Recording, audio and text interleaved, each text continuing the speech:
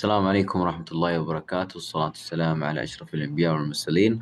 Welcome everyone. So today we are continuing our lesson number 1, the Arab countries and World War One. So last time, if you guys remember, we have been speaking about the development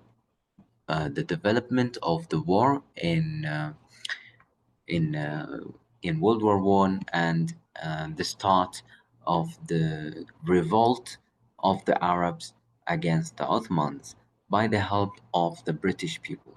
So, um, to give you guys a little bit of a background of what we talked about last class, we explained how the British started helping the Arab region by supporting Sharif Hussein, which is the leader of the Arab, and with the start of the McMahon Hussein correspondence or the agreement was 10 letters in which the British agreed to support Sharif Hussein in order that he will make the revolt against the Ottomans and that he will be the leader of the Arabs.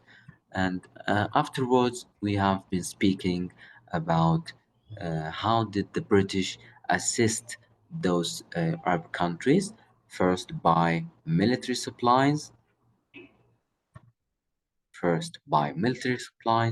and also with advisors that helped the strategy and revolution achieve its target by orchestrating the attacks on the Ottoman supply lines. So this is how the war has started, by attacking the supply lines to make the enemy vulnerable and retreat and regain the control for their region. The start of the army was a number of a few soldiers, only 3,000, consisting mainly of Bedouins and Arabs, or they call it Bedouins. And only in 1 year, the army has developed to become a force of 70,000 soldiers, a big number, a scary number that drove off the Ottoman out of several cities, including Mecca and Taif. Well, today, what is new in today's class is something similar. First is um, the the Arab leader has noticed the importance of the ports of the Red Sea, and the British has supported the Arabs forces to regain the control on this port by bombarding, by bombarding, or as in other words, by destroying the Ottoman fortifications. So the British people supported the Arab how? By bombarding Ottoman fortifications. All right, I hope this is clear now. And by the end of July, the ports of Jeddah and Yambo has been cleared, and they are now in Arab hands. Okay,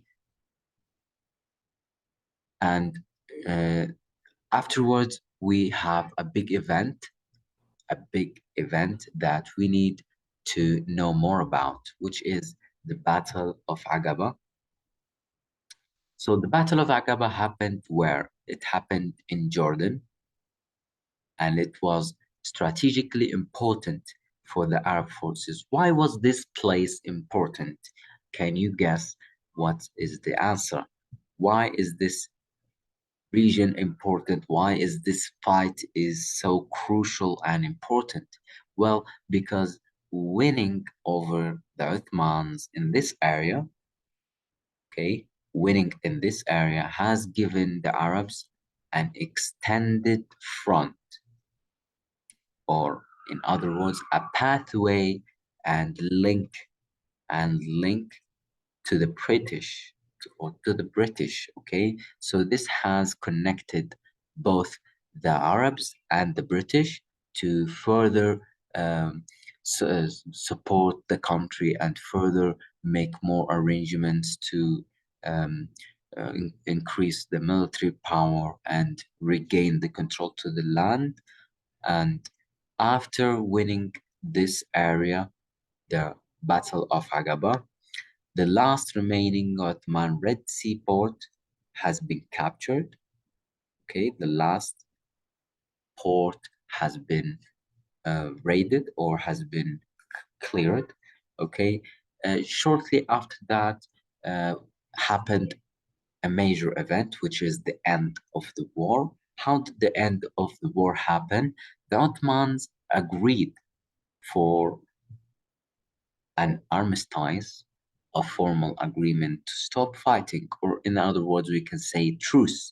They have made a truce to stop the war between them, and this has led to the end of the Ottoman Empire and its war against the Allies or against the Arabs.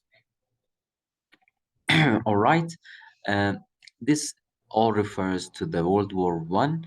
I think without the World War One, there might have been a low chance of the revolt to succeed, but thankfully, all went well with the Arabs, and then the Arabs grew more powerful or became more powerful during the year that followed the British that followed. Okay, the British also extended their control over the areas of Syria, Palestine, and Iraq, or as we can say Mesopotamia before or in the past.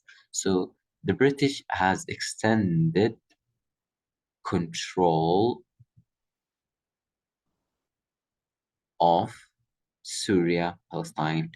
So um, next in September 1918, which is uh, the year when the war has ended, son of Sharif Hussein of Mecca, Faisal, was proclaimed the king of Syria.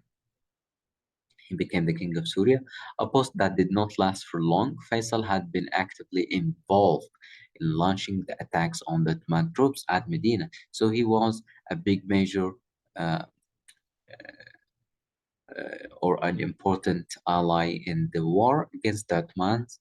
Faisal has been actively involved in launching the attacks.